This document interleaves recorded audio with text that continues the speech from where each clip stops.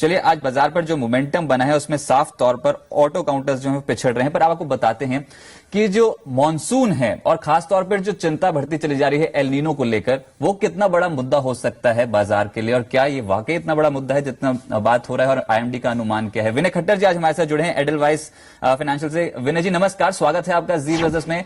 सबसे पहले तो सवाल मेरा मॉनसून पे ही होगा, क्योंकि बाजार इसी बड़े इवेंट का इंतजार करता चला जा रहा था और काफी बड़ा ट्रिगर साबित हो सकता है। पर ये जो एल नीनो को लेकर चिंता है बाजार पर, इस पे आप क्या कहेंगे, क्या ये वाकई बहुत बड़ा मुद्दा है?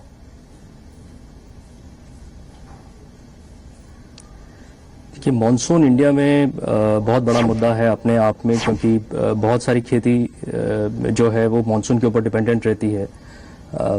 काफ़ी सारे एरियाज़ के अंदर जहाँ पे इरिगेशन लेवल्स लो हैं, स्पेशली सदर्न इंडिया में and in western parts like Rajasthan, जहाँ पे इरिगेशन लेवल्स 40-50% ही हैं, वहाँ पे मॉनसून डिपेंडेंसी बहुत ज़्यादा है। तो मॉनसून एक बहुत बड़ा मुद्दा इंडियन एग्रीकल्चर के लिए रहता है।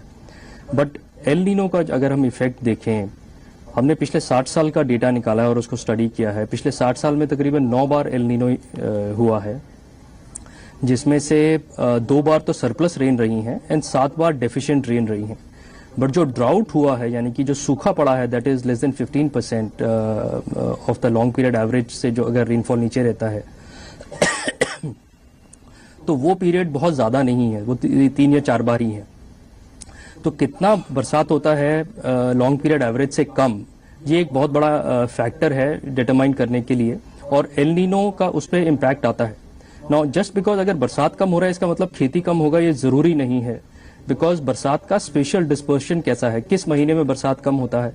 अगर ये अगस्त के फैगेंड में बरसात कम हो रहा है, जून जुलाई में बरसात अच्छा हो रहा है, तो उसका इफेक्ट खेती पे बहुत कम पड़ता है। अगर नॉर्थ वेस्टर्न स्टेट्स में बरसात कम हो रहा है, जहाँ पे इरिगेशन ज्यादा है, जैसे पंजाब और हरियाणा, तो उसका भी खेती पे असर कम पड़ता है। तो इस बार जो देखा जा रहा है कि जो नॉर्थ वेस्टर्न स्टेट्स हैं, वहां पे बरसात कम होने का ज्यादा चांस है। In eastern India, southern India and central India बरसात नॉर्मल के आसपास होने का ज्यादा प्रोबेबिलिटी है। तो इसलिए एल नीनो का इम्पैक्ट और कम बरसात होने का इम्पैक्ट, अगर यही पैटर्न कंटिन्यू होता है अगले 3 महीने में, तो रिलेटिवली खेती पे इम्पैक्ट कम पड़ेगा। बट अगर बरसात बहुत ज्यादा कम होता है, यानी कि 10 या 15% से भी नीचे लॉन्ग पीरियड एवरेज के नीचे आता है, तो खेती के ऊपर अक्रॉस इंडिया इम्पैक्ट आ सकता है। जी, आपसे बातचीत का सिलसिला जारी रखेंगे और कुछ स्टॉक्स भी जानेंगे आपसे। वैल्यू बाइज आपने एक रिपोर्ट पब्लिश करी है थीमेटिक को लेकर, थीम्स को लेकर, उस पर आपसे चर्चा करेंगे। उससे पहले मेरे सहयोगी मेरे साथ जुड़ चुके हैं, वो भी इसी मुद्दे पे चर्चा करना चाहते हैं, और विवेक मेरे साथ मौजूद हैं। विवेक, जो आपकी रिसर्च कहती है उसमें फूड सब्सिडी कितना बड़ा मुद्दा हो सकता है, और जैसे भी बता रहे थे विनय जी कि एल नीनो का कोई इतना बड़ा खास असर इस समय बाजार पर देखने को नहीं मिलेगा, पॉलिसी रिफॉर्म्स ज्यादा इस समय फोकस में है। आपका टेक इस पे? शुक्रिया नजरत। अगर देखें तो देखिए, इस बार मानसून कमजोर रहने की बात है, ये तो हर देखें इस समय तो 93% औसत की बारिश रहने की अनुमान है, और ये कम माना जाता है। लेकिन अगर देखें तो सरकार के सामने इस समय मुद्दा ये है कि क्या फूड सब्सिडी घटाएं और क्या एमएसपी भी जितना बढ़ाते हैं उतना ना बढ़ाएं। ये 2 बड़े मुद्दे हैं। फूड सब्सिडी को लेकर अगले हफ्ते तक स्पष्टता आ जाएगी, क्योंकि सरकार पर सब्सिडी बोझ अगर फूड का देखें, फूड सब्सिडी का, तो करीब 1,15,000 करोड़ का है। और अगर यूपीए काल में देखें 2004 से अभी तक का, तो करीब सरकार ने सालाना 1 लाख करोड़ रुपए यहां पर खर्च किए हैं फूड सब्सिडी पर, और भारत में करीब 50 करोड़ लोगों को इसका फायदा भी मिलता है। लेकिन फूड सब्सिडी पर और जो अन्य सब्सिडी हैं, जिसमें कि तेल गैस है, फर्टिलाइजर है, इन सभी की स्पेंडिंग मिलाकर टोटल बजट का जो स्पेंडिंग है वो करीब 14% हो चुकी है, जो कि 2004-05 में करीब 9% थी। तो अब सरकार इसको कम करना चाहती है। कम कैसे होगा कि या तो आप फूड सब्सिडी को घटाइए, ऑयल एंड गैस में खासतौर से डीजल पेट्रोल पर भी सब्सिडी घटानी होगी। अब यहां पर देखें कि किसानों के लिए अब क्या दिक्कत आ रही है। किसानों के लिए दिक्कत इस बार ये आ रही है, एक तो मानसून ऑलरेडी कमजोर होने की बात है, साथ ही जो प्रपोजल जा रहे हैं गवर्नमेंट की तरफ से वो ये है कि करीब एमएसपी इस बार केवल 3.8% ही बढ़ाया जा सकता है, जबकि औसतन अगर पिछले 6 साल में देखें तो जो खाद्य पदार्थों का जो एमएसपी यानी कि मिनिमम सपोर्ट प्राइस बढ़ाया जाता है वो करीब 7.5% बढ़ाया जाता है। तो अगर ये एमएसपी कम बढ़ाया जाता है तो किसानों को डबल मार पड़ेगी। लेकिन कहीं ना कहीं बीजेपी ने जो अपने मैनिफेस्टो में वादे किए थे वो ये थे कि जितना भी किसान लागत लगाएगा उसका कम से कम 50% उसको प्रॉफिट मिले। साथ ही वो सरकार ने जीएम क्रॉप और जो जो बीटी कॉटन सीड्स हैं इनको बढ़ावा देने की बात कही थी। तो कहीं ना कहीं अगर हम एल नीनो को देखें, फूड सब्सिडी को देखें और किसानों को राहत देने की बात देखें तो इन सब में ये जरूर नजर आता है कि इनसे जुड़ी कंपनी जैसे कि मॉन्सेंटो है, कावेरी सीड है, एडवांटा है, ऐसी कंपनियों पर आप पॉजिटिव बेट लगा सकते हैं, ये इनको फायदा मिलेगा। ठीक है, बहुत बहुत शुक्रिया मेरे साथ जुड़ने के लिए और बताने के लिए कितना बड़ा इम्पैक्ट आ सकता है फूड सब्सिडी का। बहुत बहुत शुक्रिया। विनय जी, मैं आपके पास वापस आऊंगा। बहुत ही संक्षेप में जानना चाहूंगा आपसे, मॉनसून एल नीनो का कोरिलेशन बाजार के साथ कैसा है? अगर एल नीनो की स्थिति आई भी तो उसका कुछ कोरिलेशन है बाजार के साथ? क्या बाजार गिरता है? क्या ये बात पक्की है?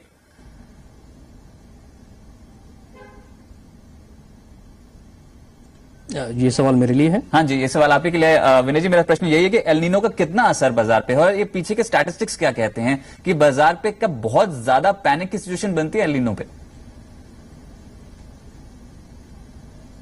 देखिए, शॉर्ट टर्म इम्पैक्ट बाजार पे जरूर आता है जैसे ही इनिशियल सेट ऑफ डेटा आता है कि मॉनसून कितना खराब या कितना अच्छा रहेगा, तो एक फर्स्ट रिएक्शन आता है जरूर आईएमडी के फर्स्ट फोरकास्ट के बाद। But over a prolong period of time अगर देखा जाए, इसका इम्पैक्ट बड़ा म्यूटेड सा रहता है, बिकॉज ज्यादा बड़े मैक्रो फैक्टर्स जो डोमेस्टिक और इंटरनेशनल रहते हैं उनका इम्पैक्ट ज्यादा बड़ा हो जाता है। दूसरा, इसमें एक जो बड़ा कंसर्न बनता है अगर मानसून खराब आ रहा है, जो कि अभी करंटली भी बन रहा है, कि इन्फ्लेशन के ऊपर इसका कितना इम्पैक्ट आएगा।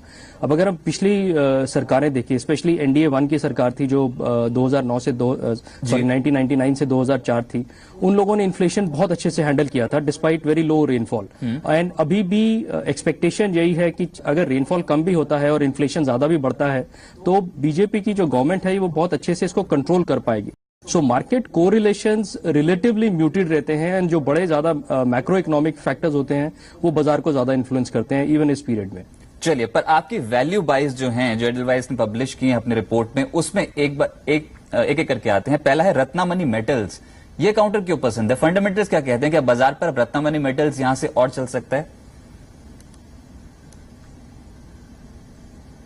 देखिए, रत्नामणि मेटल्स एक स्टील ट्यूब बनाने की कंपनी है। ये कार्बन स्टील की पाइप्स भी बनाते हैं और स्टेनलेस स्टील के सीमलेस पाइप्स भी बनाते हैं। नो, अगर हम ये सेक्टर देखें, इस सेक्टर में काफी सारे और प्लेयर्स हैं, जैसे वेल्सपन है, जिंदल सॉ है, एंड ये जो सब हैं बहुत बड़ी बड़ी कंपनीज हैं। एंड इस सेक्टर के अंदर बहुत वॉल्यूम गेम होता है, यानी कि मार्जिन कम बनते हैं पर वॉल्यूम ज्यादा रहता है। इसकी वजह से पूरा सेक्टर हमेशा लो वैल्यूएशन पे ट्रेड होता है।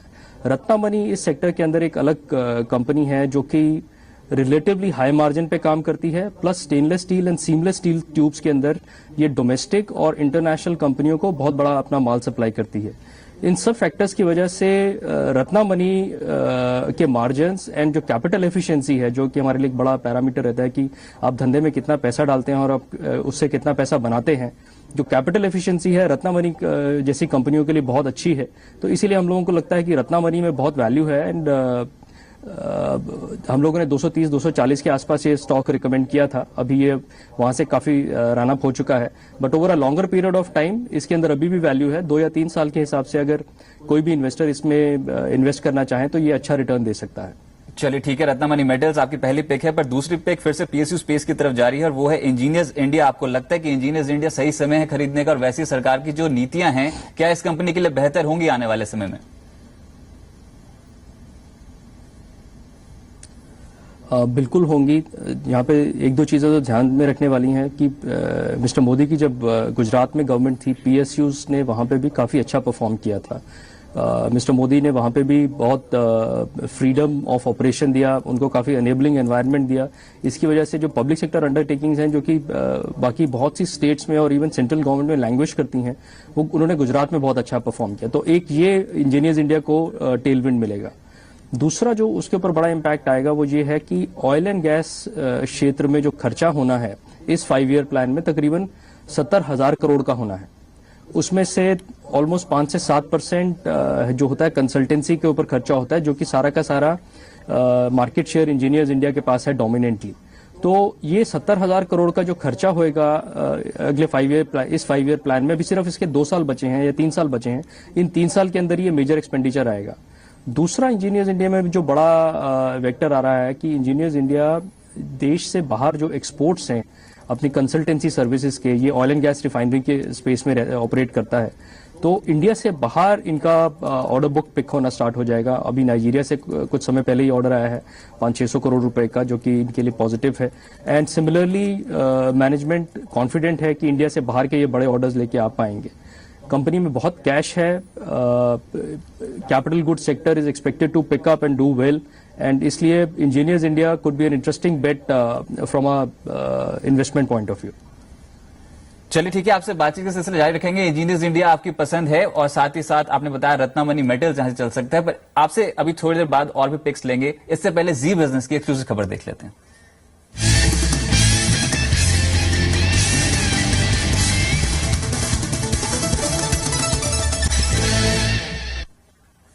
दीपक बताएं क्या एक्सक्लूसिव खबर है आपके पास?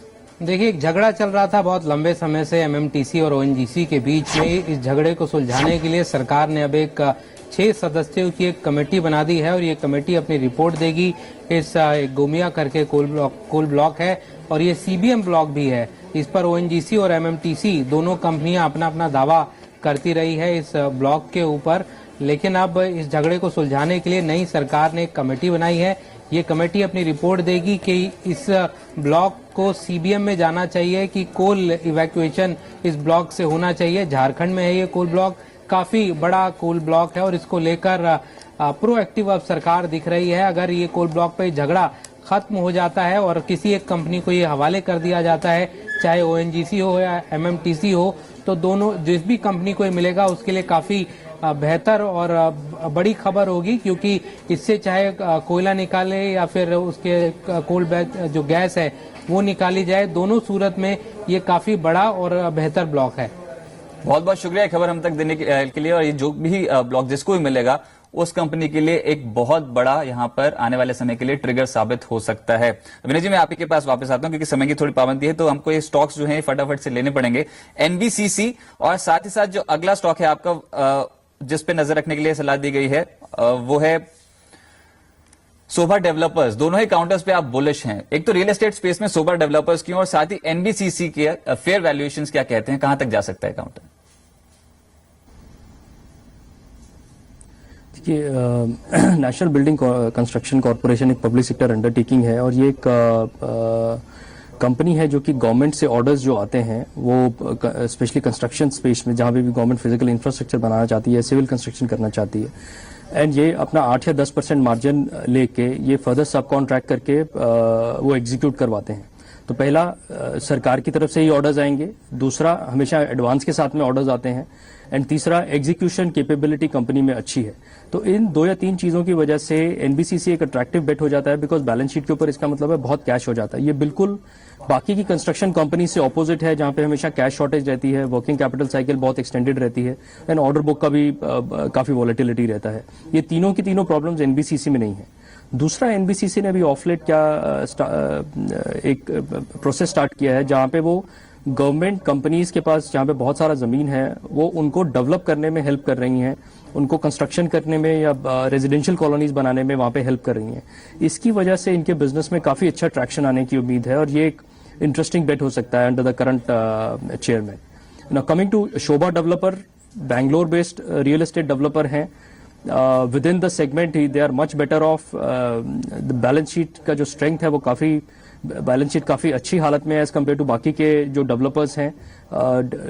बहुत ज्यादा उधार नहीं है बैलेंस शीट के ऊपर, एंड जो क्वालिटी ऑफ कंस्ट्रक्शन है शोभा डेवलपर की बहुत ही अच्छी है, and quality of management is also considered very very good.